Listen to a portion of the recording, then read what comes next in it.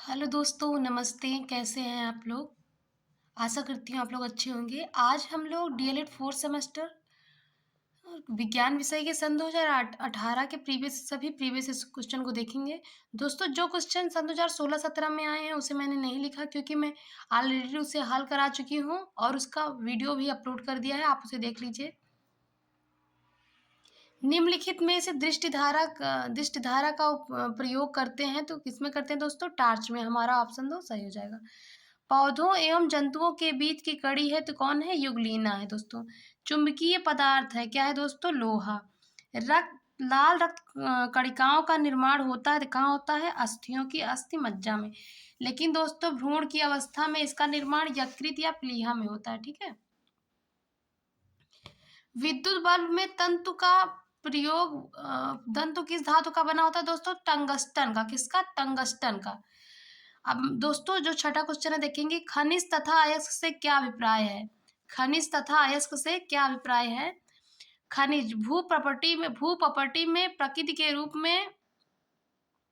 के रूप से पाए जाने वाले भू भू प्रॉपर्टी में प्राकृतिक रूप से पाए जाने वाले अकार्बनिक तत्वों अथवा यौगिकों को खनिज कहते हैं। दोस्तों फिर से, भू प्रॉपर्टी में प्राकृतिक रूप से पाए जाने वाले अकार्बनिक तत्वों अथवा यौगिकों को खनिज कहते हैं। अयस्क ऐसे खनिज जिनसे धातु का निष्कर्षण अधिक मात्रा में सरलता से कम लागत में हो जाता है, अयस्क कहलाते हैं। दोस्तों फिर से, अयस्क ऐसे खनिज जिनसे धातु का निष्कर्षण अधिक मात्रा में सरलता से कम लागत में हो जाता है, अयस्क कहलाते हैं। अब हम लोग 10वां क्वेश्चन देखेंगे दोस्तों। जो दोस्तों ये 7वां और 8वां 9वां क्वेश्चन है वो सन 2016 और 17 में आया हुआ है। दोस्तों आप लोग वीडियो देख लीजिएगा, मैंने ऑलरेडी उसे अपलोड कर दिया है। ठीक है, इसलिए मैंने बार बार नहीं लिखा उसे।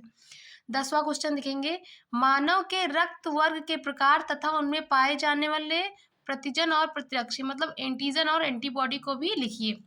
रुधिर वर्ग पहले देखेंगे दोस्तों, ए बी और ओ। दोस्तों आप लोगों को पता है, जो ए बी होता है सर्वग्राही होता है और जो ओ ब्लड ग्रुप होता है सर्वदाता होता है। रुधिर वर्ग में ए में दोस्तों यहाँ एक बात ये भी, जो प्रतिजन होता है उसे कैपिटल लेटर से लिखते हैं और जो प्रतिरक्षी होता है उसे स्मॉल लेटर से लिखते हैं। ठीक है, अब हम लोग आगे देखते हैं। जो रुधिर वर्ग ए है इसमें प्रतिजन ए पाया जाता है तथा प्रतिरक्षी बी पाया जाता है। ठीक है, स्मॉल बी। दोस्तों आप लोग ध्यान रखिएगा कैपिटल लेटर और स्मॉल लेटर का, अदरवाइज गलत हो जाएगा। ठीक है, जो रुधिर वर्ग बी है उसमें प्रतिजन बी पाया जाता है और प्रतिरक्षी ए। ठीक, जो रुधिर वर्ग ए बी है जो रुधिर वर्ग ए बी है उसमें प्रतिजन ए और बी पाया जाता है और प्रतिरक्षी कोई नहीं पाता है, कोई एंटीबॉडी नहीं पाया जाता रुधिर वर्ग ए बी में। ठीक है, जो रुधिर वर्ग ओ है उसमें कोई एंटीजन नहीं पाया जाता, मतलब कोई प्रतिजन नहीं पाया जाता है, लेकिन प्रतिरक्षी ए और बी पाया जाता है। ठीक है दोस्तों, आगे बढ़ते हैं हम लोग। अब देखते हैं 11 क्वेश्चन।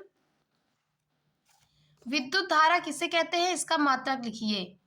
बहुत इंपॉर्टेंट है दोस्तों, कई बार पूछा गया है ये। आवेश के प्रवाह को विद्युत धारा कहते हैं। ठीक है, आवेश की प्रवाह की दर को विद्युत धारा कहते हैं।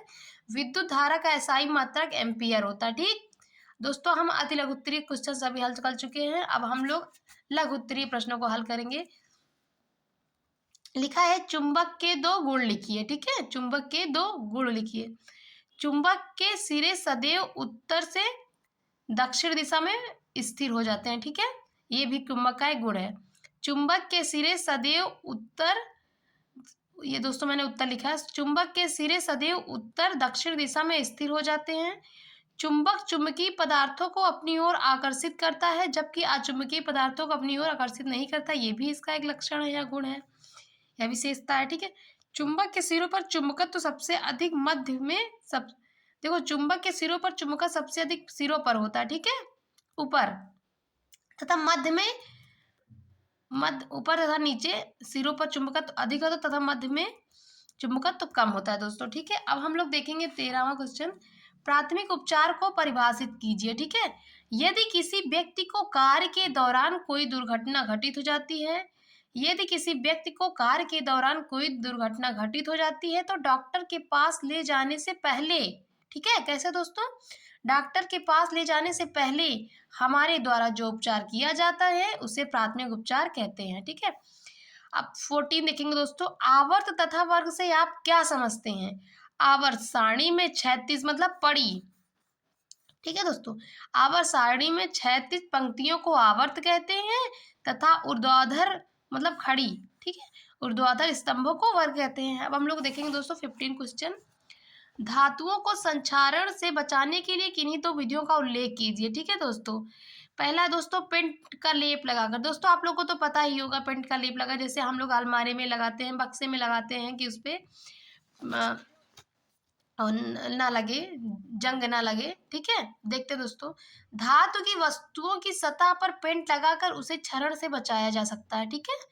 धातु की वस्तुओं की सतह पर इसे पेंट लगाकर उसे क्षरण से बचाया जा सकता है। इसी कारण स्टील के फर्नीचर, लोहे के पुल, रेल के डिब्बे, बस, ट्रक आदि को पेंट किया जाता है, ठीक है दोस्तों। ग्रीस या तेल लगाकर, तेल या ग्रीस की परत भी धातु का वायु और नमी से संपर्क समाप्त कर उसके संचारण को रोकती है। जैसे कैंची, चाकू पर ग्रीस या तेल लगाकर रखा जाता है ताकि उस पर जंग ना लगे। अब हम लोग 16 देखेंगे दोस्तों, विद्युत धारा से खतरे के बचाव के लिए कौन कौन से उपाय आवश्यक है, संक्षेप में लिखिए। विद्युत धारा के खुले तार को नहीं छूना चाहिए, ठीक है दोस्तों। आप लोग को पता है ना, कोई तार नहीं छूना चाहिए अगर उसमें विद्युत धारा बह रही है, करंट बह रहा है, ठीक है। अब हम लोग दूसरा देखेंगे, भीगे हाथों से स्विच को नहीं छूना चाहिए, ठीक है। विद्युत कार्य करते समय रबड़ के दस्ताने पहनने चाहिए। किसी प्रकार के खतरों की आशंका होने पर सर्वप्रथम मेंस का स्विच ऑफ कर देना चाहिए। पांचवा देखेंगे दोस्तों, घर में वायरिंग कराते समय उदासीन तार का संबंध पृथ्वी यानी अर्थिंग से अवश्य देना चाहिए। हम लोग 18वां क्वेश्चन देखेंगे दोस्तों, मानव में पाए जाने वाले किन्हीं 4 अवशेषी अंग के नाम लिखिए। दोस्तों बहुत इंपॉर्टेंट है ये, आप लोग देख लीजिए। मानव में पाए जाने वाले किन्हीं 4 अवशेषी अंगों के नाम लिखिए दोस्तों। तो वर्मीफॉर्म, अपेंडिक्स। दोस्तों पहले हम लोग ये जानते हैं कि अवशेषी अंग कहते किसे हैं। वे अंग जिनका पूर्व काल में प्रयोग होता था लेकिन अब उसका प्रयोग न होने के कारण धीरे धीरे वो समाप्त हो गए हैं, ठीक है, ये लुप्त हो गए हैं, तो उसे हम लोग क्या कहेंगे, अवशेषी अंग कहेंगे। पहला है वर्मीफॉर अपेंडिक्स, दूसरा है निमेशक पटल, तीसरा पूंछ। दोस्तों पूछा गया यहाँ 4 लेकिन मैंने 6 लिखा है, आप लोग को जो सही लगे, जो इजी लगे आप लोग याद कर लीजिए, ठीक है। पहला है वर्मीफॉर्म अपेंडिक्स, दूसरा है निमेशक पटल, तीसरा है पूंछ, चौथा है कर्णपल्लव, पांचवा है अग्रदाढ़, छठवां है त्वचा पर बाल। दोस्तों आप लोग को तो ये वाला तो पक्का पता होगा क्योंकि आदिमानव को तो आप लोगों ने देखा ही होगा किताब में या फिर टीवी में, तो उसमें देखे उनके बाल दिखाई देते थे कितने ढेर सारे ना। लेकिन अब मनुष्यों की त्वचा पर बाल नहीं पाए जाते हैं या फिर बहुत कम पाए जाते हैं, ठीक है। हम लोग आगे देखते हैं दोस्तों। ठीक है दोस्तों, हमारा 18 क्वेश्चन पूरा हो गया। अब हम लोग नेक्स्ट वीडियो में लेंगे। थैंक यू दोस्तों, please like and subscribe my YouTube channel.